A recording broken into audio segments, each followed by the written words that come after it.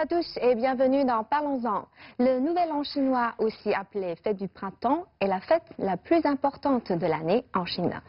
La période du Nouvel An dure 15 jours, à partir du premier jour du premier mois du calendrier lunaire jusqu'à la fête des lanternes qui clôture les festivités.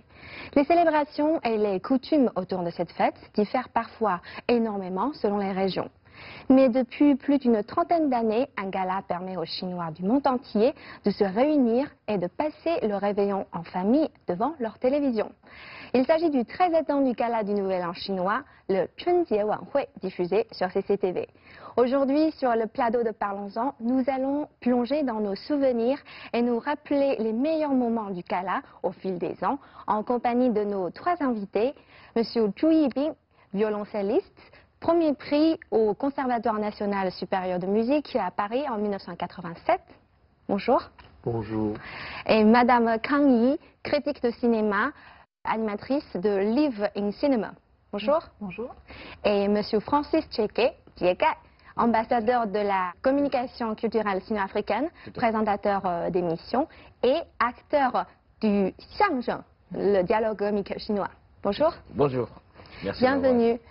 Au début de l'émission, nous avons admiré un spectacle de musique traditionnelle chinoise. C'est une musique que nous entendons régulièrement durant les fêtes, car elle est un hymne à la réunion et aussi une promesse de vie heureuse. C'est exactement l'objectif du gala de la fête du printemps, qui se déroule chaque année depuis 1983, à l'occasion du réveillon du Nouvel An chinois. Cette émission de spectacle diffusée dans toute la Chine et en Outre-mer durant 4 heures est regardée par des centaines de millions de téléspectateurs à travers le monde. Personnellement, regarder le gala du Nouvel An est pour moi une habitude, presque un rituel, surtout quand je me retrouve en famille. Je suis curieuse de savoir ce que cela représente, le gala pour vous. Vous avez dit que c'est un gala qui est regardé par des centaines de millions de spectateurs. Je crois même que le chiffre est modeste. Je dirais déjà ça va au-delà du milliard. Parce que seule la population chinoise à elle fait déjà plus d'1 milliard. Et sans parler des amis chinois qui sont à l'étranger et donc qui regardent avec tout le monde autour de leurs amis des locaux dans les autres pays. Ce qui prouve que c'est un événement effectivement très attractif et très attrayant. De par même sa philosophie de réunion, de rassemblement, de regroupement. Pour moi aussi, je pense que c'est un peu rituel, c'est une habitude, surtout en famille, ça fait partie de mon souvenir d'enfance en fait. Donc, parce qu'il y a toujours des parents qui exigent de regarder, même en le mettant en background, de suivre cette émission. Donc voilà, ça fait partie de l'enfance. En tant que musicien, on ne vit pas une vie vraiment familière. C'est une émission, parlons-en, parlons des souvenirs. Je me souviens, il y a exactement 35 ans, j'ai étudié en Suisse, à Zurich. Je me souviens exactement, à l'époque, il y avait exactement 108 étudiants chinois en Suisse. Donc, nous nous réunions à Berne, à l'ambassade chinoise. Je me souviens tellement, c'est une mémoire inoubliable. Et il n'y avait pas de transmission de télévision à l'époque encore.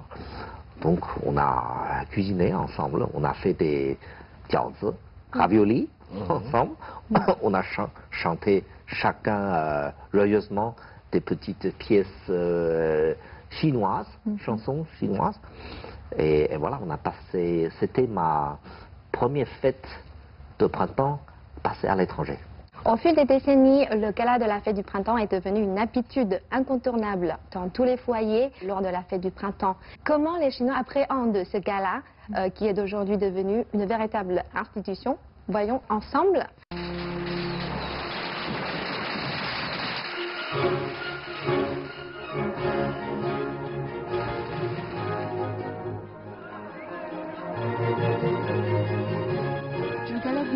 C'est la festivité, c'est l'animation. C'est la prospérité, c'est la bonne fortune. C'est être réunis. Le gala du Nouvel An, c'est manger et boire, c'est la Chine dans vos papilles. Comme coller des sentences parallèles aux portes ou faire exploser des pétards. Le gala du Nouvel An, Je ne le regarde jamais. Trop médiocre. Comment peux-tu savoir que c'est médiocre si tu ne le regardes jamais?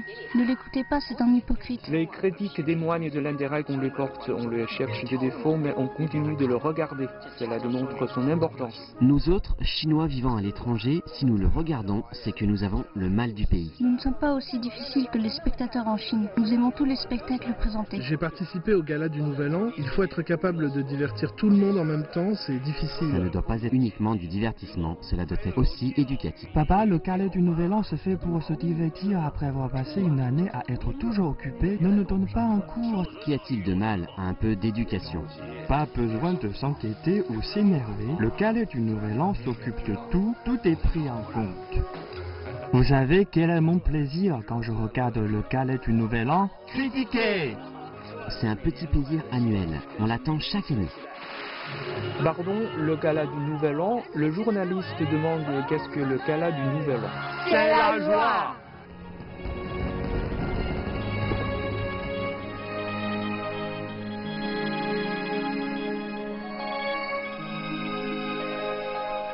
C'est vrai que pour la plupart des Chinois, regarder le gala du Nouvel An est plutôt une habitude. C'est pas seulement une émission télévisée, une soirée, c'est plus le plaisir d'être réunis. J'ai vu dans le reportage, il y en a qui aiment le Chinois, il y en a qui disent qu'ils n'aiment pas beaucoup, il y en a qui critiquent.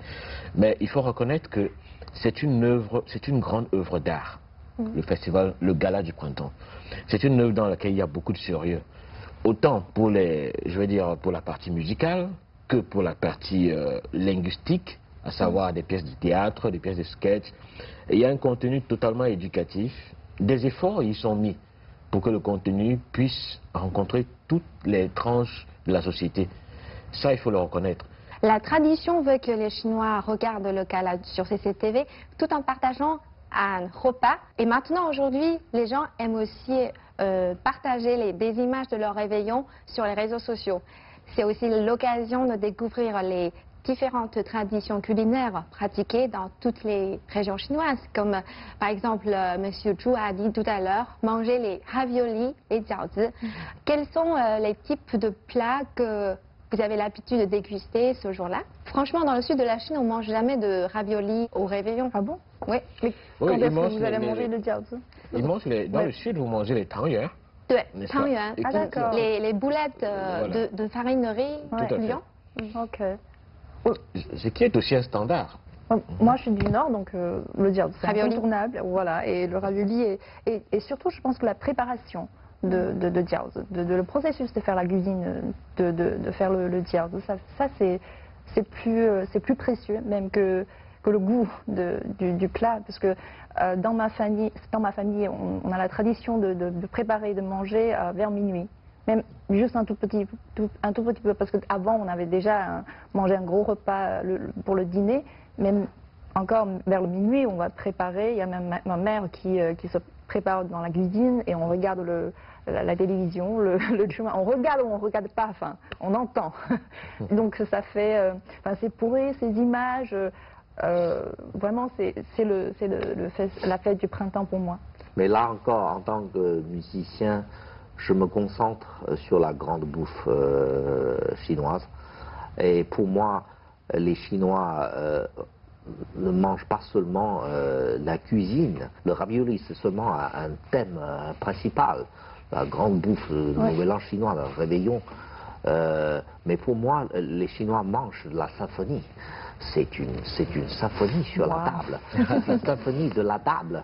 Il y a des rondeaux, des adagios, des allegro appassionato, des thèmes, des rythmes mouvementés, passionnés. Et pour moi, c'est de la grande musique qu'on mange. Le gala de la fête du printemps propose une variété de spectacles. Oui. Par exemple, les acrobaties, le kung-fu, l'opéra de Pékin, les danses, le chant, les sketchs, le dialogue comique. Théâtre, quels sont les numéros que vous préférez? Moi, des fois, quand il y a des chansons que j'aime, des chanteuses, chanteurs que j'aime, ça me... Les grandes stars. Voilà. Et puis aussi, quand j'étais petite, je pense qu'il y avait beaucoup de xiaoping qui sont passés au gala. Et ça, c'est joyeux, on mourait de rire en famille. Et puis le lendemain, comme je passe beaucoup de temps avec mes cousins. On a essayé de imiter ce qu'on avait regardé le réveillon. Donc ça, c'est assez marrant. En tant que musicien, je préfère les choses silencieuses parce que je considère la vraie grande musique traditionnelle chinoise est une musique non seulement silencieuse et très souvent sans son. C'est pour ça que j'aime regarder la calligraphie, les taiji. Je trouve qu'il n'y en a pas assez. Nous avons préparé à votre intention une rétrospective des anciennes éditions du Gala de la Fête du Printemps. Regardons ensemble. Cela devrait vous rappeler quelques souvenirs. Super.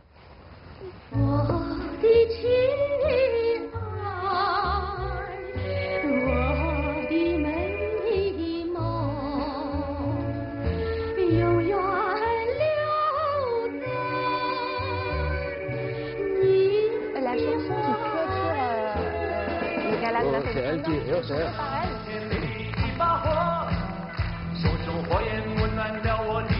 C'est très connu à l'époque, parce que c'est presque le premier étranger qui a participé au Gala.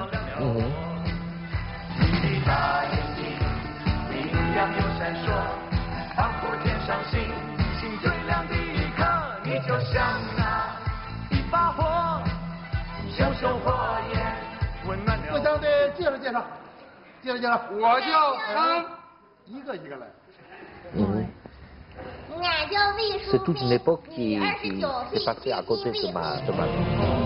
De 83 à 2004, j'en savais rien du tout. J'étais sur scène ensemble avec Liu Dehua.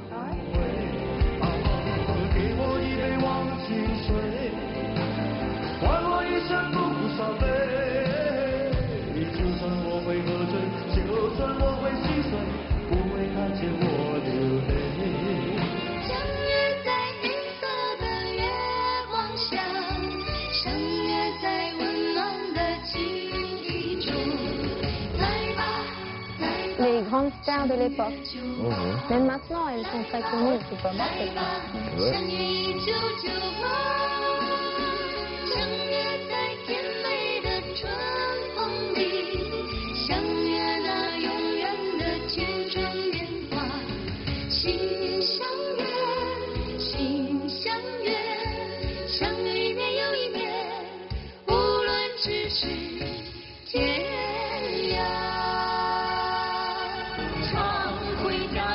Oh, ça c'est une très belle chanson.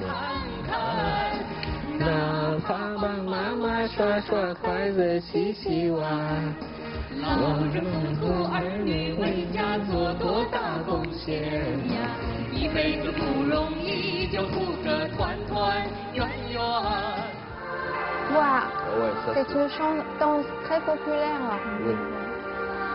Mais il faut savoir que cette danse a été jouée par des jeunes artistes handicapés. Ils ne peuvent ni parler, ni entendre. Oui. Par contre, ils ont un sens du rythme étonnant. Et après ce spectacle, il y a plusieurs versions de cette danse.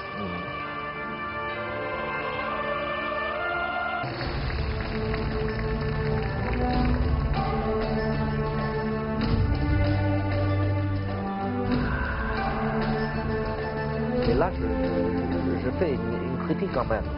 C'est dommage, parce que le taiji, c'est une musique silencieuse. Sans mettre des moments. Non. Il faut de temps en temps, quelquefois, des moments de silence. La vie en rose, Elia Kiev. Ouais.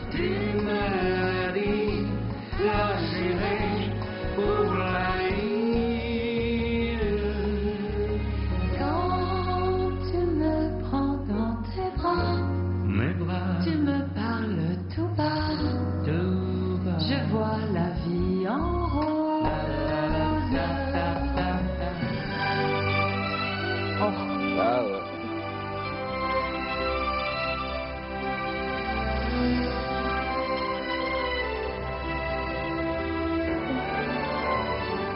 Depuis des années, c'est la chanson qui clôture le festival, le gala.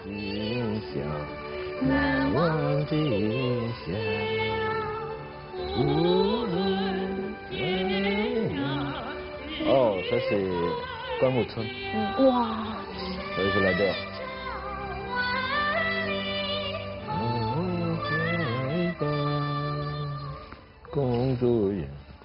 Dans cette vidéo, on a pu voir pas mal de visages familiers. Ah oui, et Oui. c'est des souvenirs très touchants. Hein. Mais c'est difficile pour une émission de survivre pendant plus de 30 ans. Les spectateurs deviennent exigeants, ils critiquent. Dans certaines familles, l'émission peut se retrouver reléguée au simple rôle du fond sonore. Est-ce que vous êtes dans le même cas? C'est mon cas. C'est tout à fait mon cas. Je suis désolée de dire. Est-ce que vous continuez à regarder cette émission? Moi non. C'est pour quelle raison? Je pense qu'aujourd'hui, comme on a vraiment beaucoup plein de choix, quotidiennement on a l'Internet. Les nouveaux médias. Voilà, les nouveaux médias, les réseaux sociaux, on a plein de choses à regarder. Donc on n'a plus besoin d'attendre un an pour juste s'asseoir devant le poste de la télévision pour regarder tout ça. Donc ça a perdu une partie de sa singularité, je crois. C'est un peu comme à l'époque, on doit attendre le nouvel an pour acheter les nouveaux vêtements. Voilà, c'est ça. Maintenant, on a plus de choix. C'est ça. Mais je serais d'un avis totalement contre. La fin de l'année, c'est une période marquante dans toutes les sociétés humaines. Il ne s'agit pas d'attendre ce jour-là pour célébrer. Il ne s'agit pas non plus de dire toute l'année on ne célèbre pas parce qu'on attend ce jour. Non. Mais il s'agit de la symbolique. C'est un peu comme l'anniversaire de chaque individu. Chacun a son anniversaire, le jour où il est né. Vous êtes libre, par exemple, de ne pas célébrer votre anniversaire, mais ce jour-là est un jour spécial pour vous. Et si ce jour-là, vous, ne serait-ce que vous prenez un petit verre d'eau avec un ami, c'est toujours ça un signe de célébration. Si on se limite au fait qu'on a d'autres choix et donc on peut supprimer tout ça et chacun va sur Internet quand il veut, alors finalement on commence à perdre le sens du toindier, le sens des réunions, de la solidarité. Parce que ça suppose également que je n'ai pas besoin de rentrer dans ma famille parce que c'est la fin d'année. Non, je vais quand je veux, chacun va quand il veut. Donc il n'y a pas de vacances pour tout le monde. Il n'y a pas une période où tout le monde se met ensemble. Et je crois qu'il est important de préserver quand même ça. Parce que reconnaissons qu'à notre âge, nous sommes tous à peu près de la même tranche d'âge, la notion d'Internet est en train de plutôt détruire le sens des familles. Et ça, c'est pas bien. Chacun est dans son coin avec son téléphone, il regarde ce qu'il veut, maman est là-bas avec son téléphone, l'autre est avec son iPad, l'enfant est là-bas. Chacun, personne ne parle à personne. Je pense que c'est pas bien. Si au moins on a un gala comme le Chungwan qui attire tout le monde, qui dit bon voilà, même si ça ne nous plaît pas, regardons quand même et parlons aux uns aux autres, sourions, regardons-nous dans les yeux. Ça c'est très important. C'est le sens de famille. Voilà. Oui. La famille. D'accord. À partir de 2015, l'équipe de l'émission a procédé à des changements. On propose désormais des activités interactives durant l'émission, notamment en offrant des hongbao, des enveloppes rouges, mais virtuelles. Tous les membres de la famille se mettent à agiter frénétiquement leur portable. Est-ce que vous faites partie de ces gens-là? Oui, bien sûr. Ouais. Vous avez gagné beaucoup d'argent? Gagner et donner en même temps. Ouais, Non. Je crois que le plus important dans ce jeu n'est pas tant le gain, mais c'est la frénésie qu'il y a derrière, l'excitation qu'il y a derrière. On se court et puis on va, ah oui, c'est moi. Bon, parfois il arrive de gagner quelques centimes.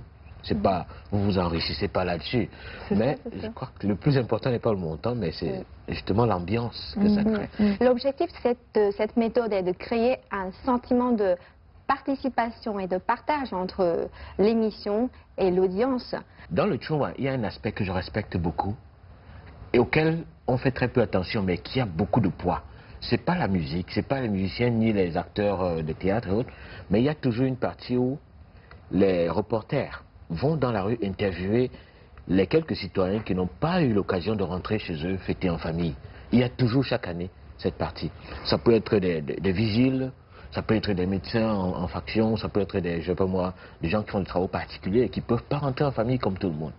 Alors on les interviewe et on leur donne l'occasion de dire quelque chose à leur famille à travers le petit écran. Je vous dis, quand vous vous arrêtez pour regarder une minute et vous vous mettez dans la peau de ces gens, c'est une émotion très profonde. Parce que pendant une période où toute la nation se retrouve en famille, ceux-là seuls sont à leur poste de travail pour justement travailler pour la nation. Quand ils ont l'occasion ainsi de parler, arrêtez-vous 2 secondes et écoutez ce qu'ils disent. Vivez cette émotion. Je crois que c'est un point également très important. Voilà. Si le gala de la fête du printemps a connu des périodes glorieuses, il a aussi reçu son lot de critiques. On ne peut pas négliger les joies qu'il nous apporte, tous ces souvenirs associés aux moments de joie partagés en famille lors du Nouvel An. J'invite maintenant nos 3 invités à présenter leurs vœux à nos téléspectateurs. Je vous souhaite surtout des joies simples, de belles perspectives et des horizons infinis. Voilà, belle année. Je souhaite à ma famille, à moi-même, à des amis connus et inconnus, des joies simples et de la santé. Je souhaite à toute la population de la planète et particulièrement à tous ceux qui sont autour de moi, qui me sont chers, aussi physiquement que spirituellement, tout au long de cette année, davantage de sourire et de rire du cœur. Merci d'avoir été en notre compagnie aujourd'hui afin de célébrer avec bonne humeur le Nouvel An. Avant de terminer cette émission, Monsieur Chu et de jeunes artistes vont nous apporter quelques numéros. Nous leur laissons maintenant la scène. Et encore une fois, bonne année à tous. Bonne année.